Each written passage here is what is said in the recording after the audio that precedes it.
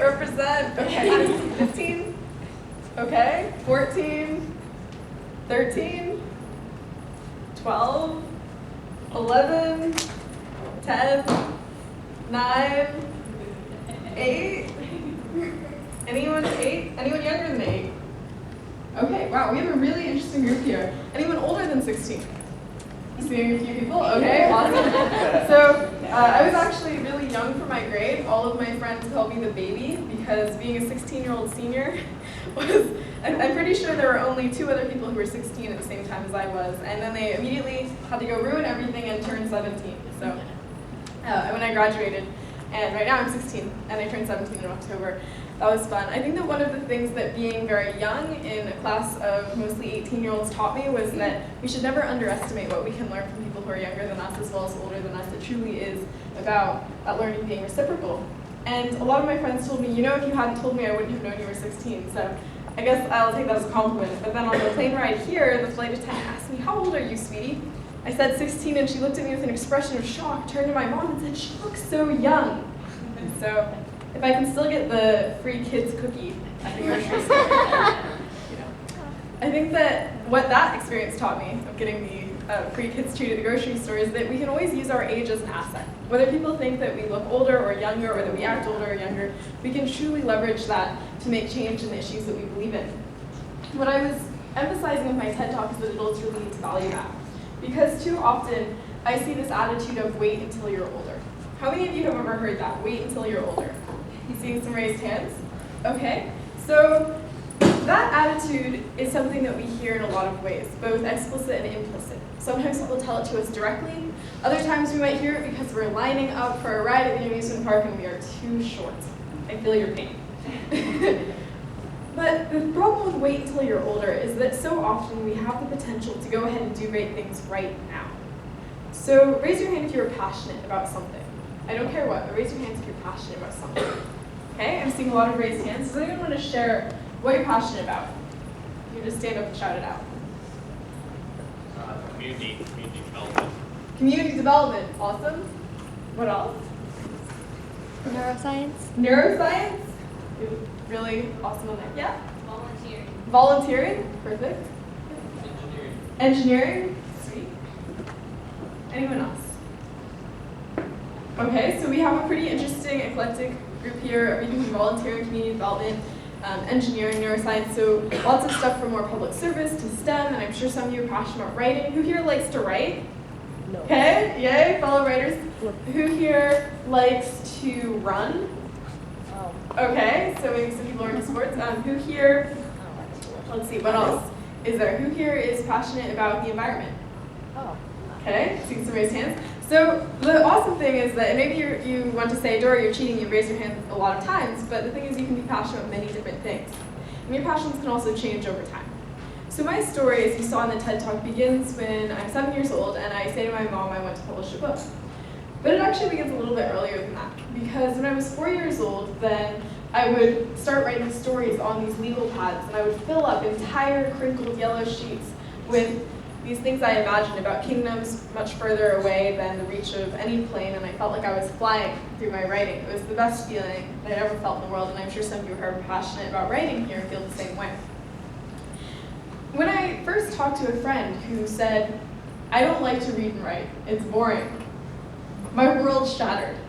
I say that in the most serious way possible because at the time I was 5 years old and I was just looking at her and I was like, wait, that's not possible, that like violates the laws of everything or something.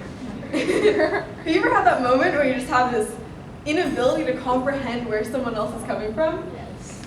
So I have a lot of friends who like football.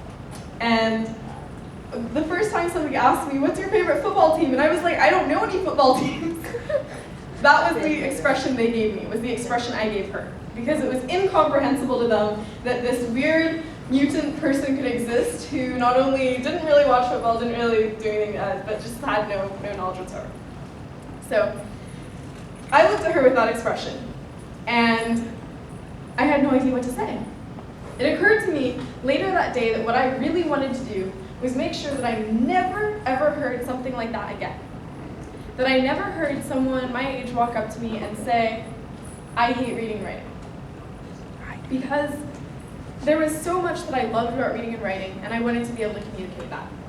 I began speaking at local schools, sometimes to audiences of students who were significantly bigger and older than me, about why I loved reading and writing and why they should too.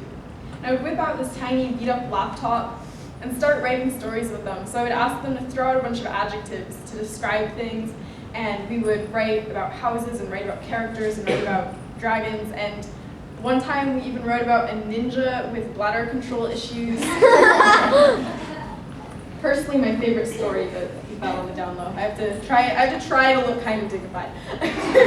It doesn't work very well because I then go and write stories like that. But the point was that we had a ton of fun. And all these kids who were like, yeah, I don't like reading and writing, or those things are boring. After we wrote stories like that, they would come up to me and say, whoa, I think you have a point. I'm going to start writing. I'm going to read these books that people have been recommending to me and all these other things. That is the power of peer-to-peer learning. Because what I was doing in those groups wasn't going up to the front and saying, yo, I'm so awesome, listen to me, everybody. Reading and writing is cool because I'm cool, and yeah, that wouldn't have worked very well. I mean, they could have tried to rap that, because it sounds, no, that would be way worse. But the point that I have is that when we treat people the way that we treat our friends, the way that we treat our classmates, we respect them, we believe that they have as much to teach us as we have to teach them, then great things can happen. And that's why I think it's so very important for us as young people to get involved in the causes that we care about, because you have a lot more potential to convince me that I should care about the environment, or that I should care about neuroscience, or that I should care about volunteering than a lot of adults do. Think about it. If your mom or dad says, clean your room, or eat your vegetables, or whatever else, it usually doesn't go very well, at least in my case. When your friend, someone that you think is really cool, says, hey, your room, bro, is not looking good, or something. I don't know, my friends are usually like just joyous about my room anyway, but if your friend says something, or your friend says you should care about this, or sends you a link to something really important, something cool they care about, I think that we look at it with more weight. That's why when you look at a lot of social movements, they don't have this top-down approach. It's not some big important person necessarily always saying, hey, look at this, do this. It's oftentimes very grassroots. It's a bunch of people sharing with their friends around something they believe in. So you can choose to matter. You can look inside yourself and think about, what are my passions? What do I want to change about the world that I live in? And how can I effectively communicate that message to my friends, to my classmates, my sisters, my brothers, everyone I know?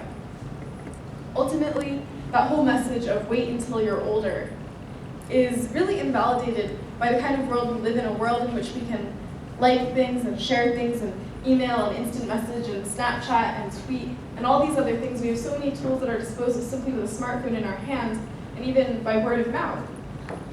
So think of that as empowering. And I would love to hear your ideas about next steps. Where do you want to take your passions? How do you want to act on them? Do you have any ideas? So for instance, let's start with volunteering. What are some ways that we could get more friends to start volunteering? You could just tell them about the organization that you're in and maybe get them to come with you sometime. Awesome. Tell them about the organization you're in, the organization you volunteer for, and maybe bring them along with you one weekend or something. Any other ideas? Okay, I know we can do better than that. Yes? They already participate in that organization and just doing it. Like my brother used to go to this place called Angel Mounds, and he's now volunteering there. Okay, so perfect. You have a story of your brother who's now volunteering there, and particularly looking at other people who are doing volunteer work, and you can kind of build that coalition. What are some other ideas? Yes? Maybe put advertisement somewhere, like to make sure that they know you could like try to hurt them. Sorry, can you say that again? You could put like advertisement at places so that they can know that there's places here or there that they could like try to. Awesome. You could put advertisements up in different places so people know exactly where to go. Find an organization they're passionate about for volunteering.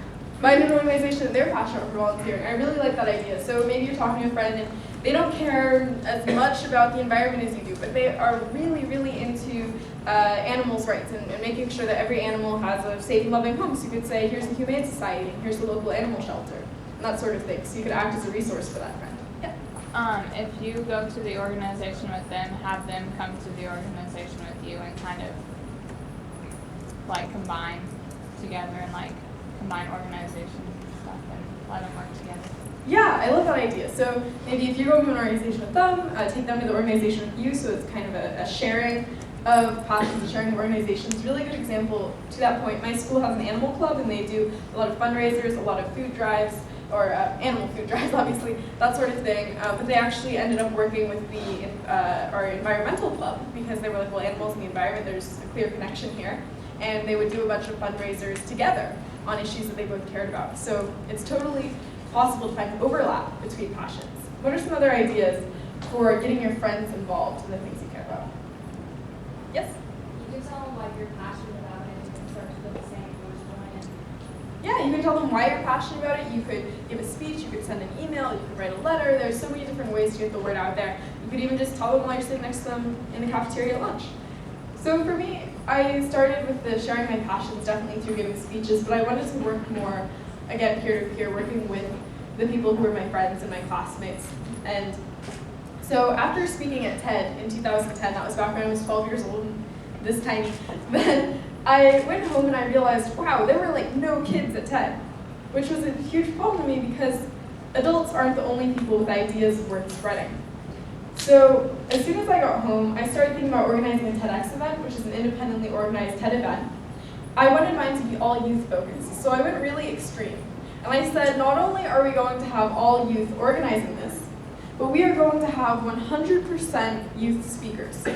So for 4 years, from when I was a freshman in high school to when I was a senior, I organized this TEDx event, and we had over 1,000 attendees one year. We had the youngest kid to climb Mount Everest come and speak. We had a nuclear physicist, Taylor Wilson. He was, I think, on the cover of Popular Science a while ago. All these really cool kids come to talk. And what I saw as the most fun element of TEDx Redmond wasn't just the speeches themselves, it wasn't just how inspired everyone was getting, but it was the fact that they were completely normal people, and right after the conference was over, we could go and party it up by watching Mean Girls, or by running around the mall, or having dinner together with all the other attendees. So again, a huge part of that peer-to-peer learning and sharing power is that you are, and I am, normal, and we can share in this way that isn't condescending or isn't kind of like, a parent or an adult telling you, do this, do that. So really leverage that. I highly encourage you to organize events if that's something you're passionate about, particularly around the issues you care about. So you could do a benefit concert, a fundraiser, anything like that. Has anyone here organized a fundraiser before? I'm guessing quite a few of you have. Okay, I'm seeing some raised hands, awesome. What did you fundraise for? My Eagle Scout project. Your Eagle Scout project, cool. What was your Eagle Scout project? Renovating an inner city park. Renovating an inner city park, awesome. And what was your fundraiser for? For fundraising money for prom. Fundraising money for prom. Sweet, okay. I've definitely seen things like that. Oh, yeah. Fundraising money for our classes, for our like senior class kids. Fundraising money for your senior class, wonderful. I'm raising money and collecting donations for our local school. Raising money, collecting donations for a local school, sweet. You could raise money for a choir. Raising money for a choir would be a great idea. I know so I was president of my speech and debate team, and what we did a lot of the times is we would do fundraisers for various tournaments, travel, so that's a really good one. If you're part of a team or a group that you really care about, some kind of club, then fundraising for travel, for tournaments, that sort of thing is always good. Any other? Okay, so what is your dream event? If you could do any kind of thing, a concert, a conference, maybe a fundraiser, what would you organize? Yeah. Conference. You'd organize a conference? Awesome. I'd organize a conference about science and young people. You'd organize a conference about science and young people? Awesome. That actually sounds like a really good idea because there's so much focus now on bringing more people into STEM, science, technology, engineering, math. Exactly. So we can have things like student-run conferences. Once you have an idea, what would be the next step? What would you want to do with that idea? Yeah. You'd want to write kind of a plan and then go to someone to see if you could maybe have a small one in your town with a couple people and just spread the word. Exactly, you want to write up a plan. How many people would there be? Who might you invite as speakers? What kinds of presentations would you have? How long do you want the conference to be? Where will it happen? And then you can kind of take that plan and bring it to perhaps a local library, a school, a theater, somewhere that would be able to host it, and go from there. What are some other ideas? What kind of event would you like to run? I know that a lot of you in here are probably really good organizers. So I'm sure you can come up with some pretty awesome ideas. It doesn't have to be a super scholarly event. Like, it could just be a really fun concert type thing. Who here knows really amazing musicians? Okay, I see some people who know amazing musicians. And who here thinks that they are an amazing musician? I'm seeing a few brave people, awesome. So if you've ever thought, wow, I need to have more of a chance to perform, I need to give my friends a chance to perform, then a great way to do that would be to have an open mic, to go and give people the opportunity to sign up, to recite poetry, to sing songs, everything else. So definitely potential there. All right, so we talked a little bit about ideas, about things to organize, but what I really want to focus on is how you can take that and turn it into action. So it is really important to draw up a plan, but also to find who your supporters are going to be. Because a lot of times when you do something as ambitious as wanting to write a book or organize a conference, then you will hear no. And you will hear wait until you're older, you will hear you're too young, you don't have enough money, whatever else. So it's very, very important to build yourself a group of people to support you. And many of you have already done a very good job of identifying those friends, those allies who will be really supportive of you in whatever you choose to do. So make sure that you make the most out of those resources, out of those wonderful people. When I started organizing TEDx Redmond, I felt a little bit alone because I wasn't really sure who else in my community would be passionate about this weird idea of a conference just for young people with all these cool youth speakers. And so I only ended up working with about 3 or 4 other people. I micromanaged and I did way too much by myself. What I learned from that very first year is that there's strength in numbers. And so the next year, we brought on a committee of 20 people. And I realized after the first conference, when people started emailing me about how do I join the planning team, and this is so cool, how can I be involved, how can I volunteer, that many people are just waiting for the chance to get involved in something cool that they care about. So definitely spread the word, try to bring in more people into your project, into what you care about, whether it's through word of mouth or email or Facebook or whatever else. So raise your hand if any of you are on social media. Okay, I'm seeing a lot of raised hands. All right, how do you think you could use social media for social good? Yeah? So do you have an idea, how could you use social media to make the world a better place?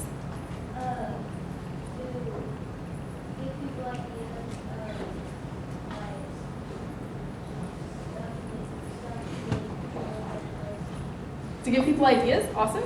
Yeah?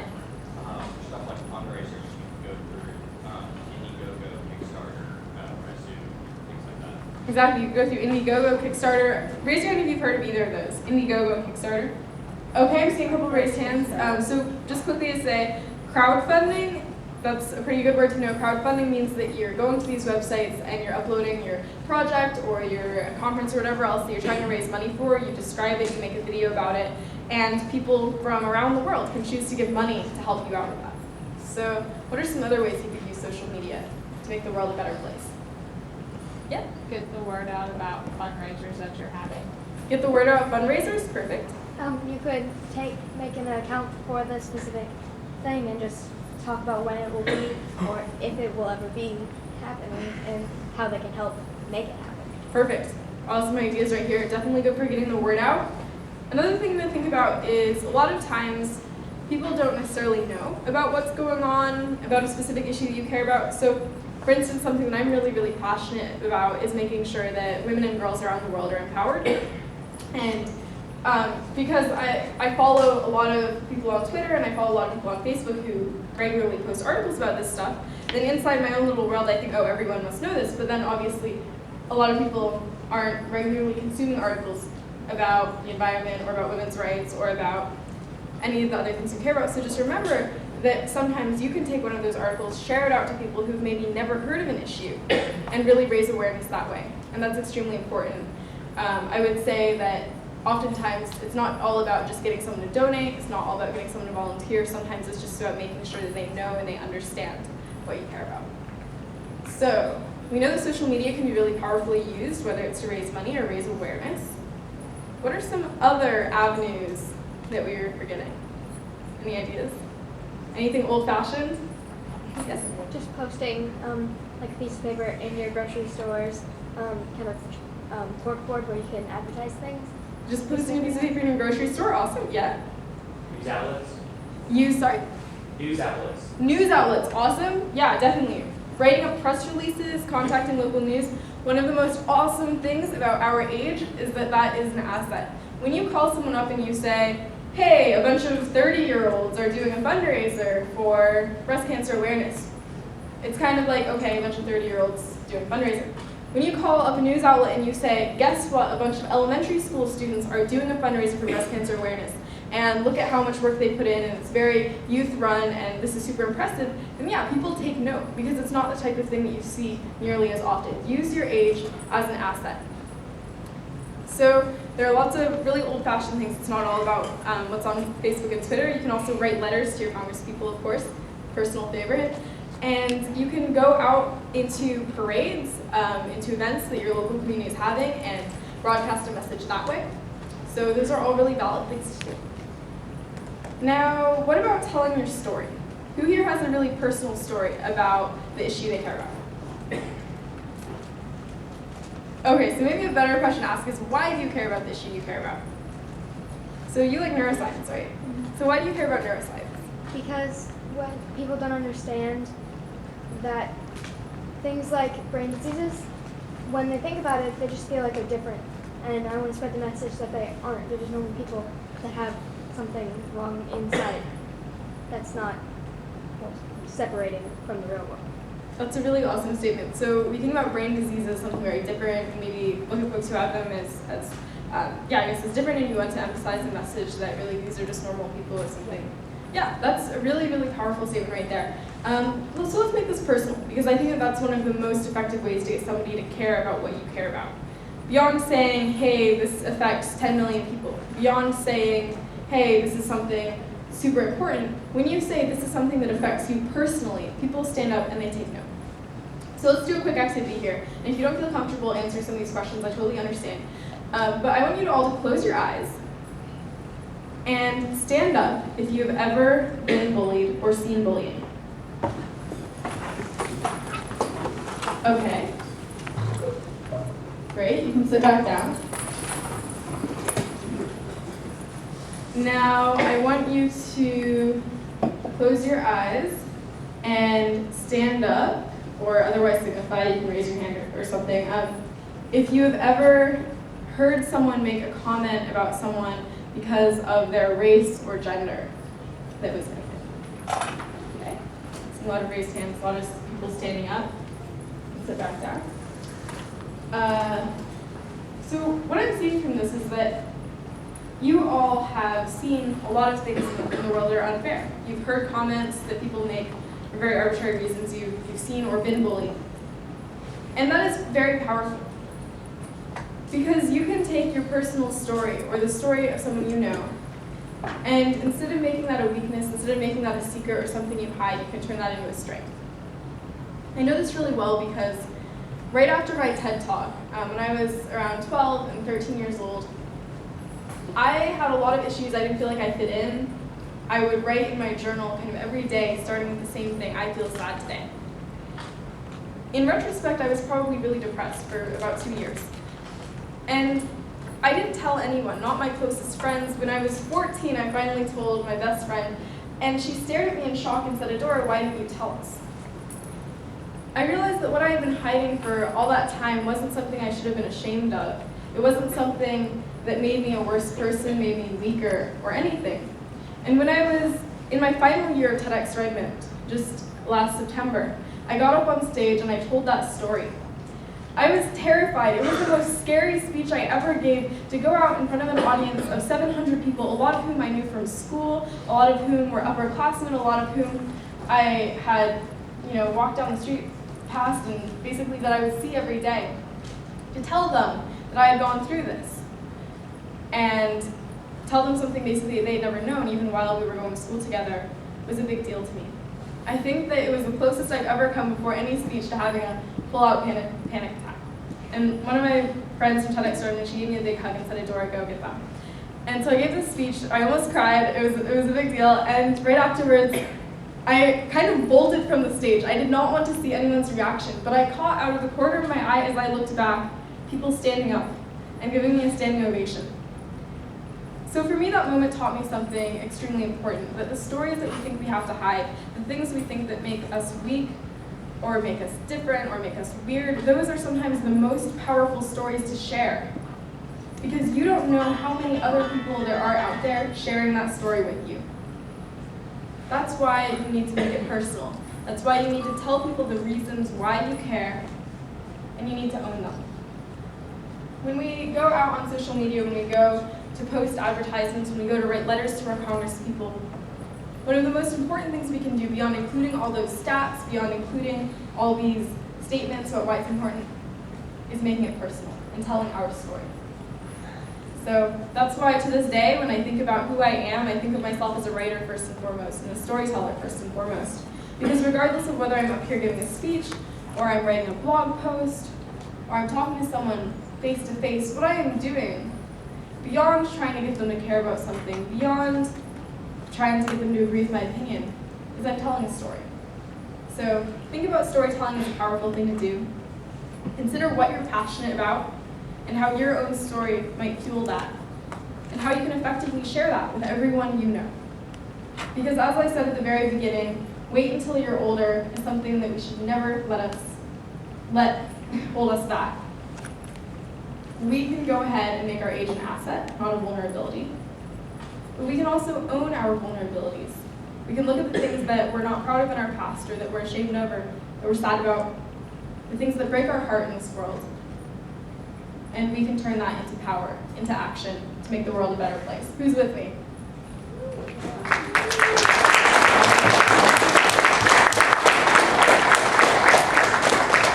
Okay, I want to see a raised hand for who's going to get out there and do something awesome. All right, seeing some raised hands. I don't care what your definition of awesome is, but I hope to go see you guys writing books, starting conferences, organizing fundraisers, spreading the word about everything you care about. Share your story, and I can't wait to read it.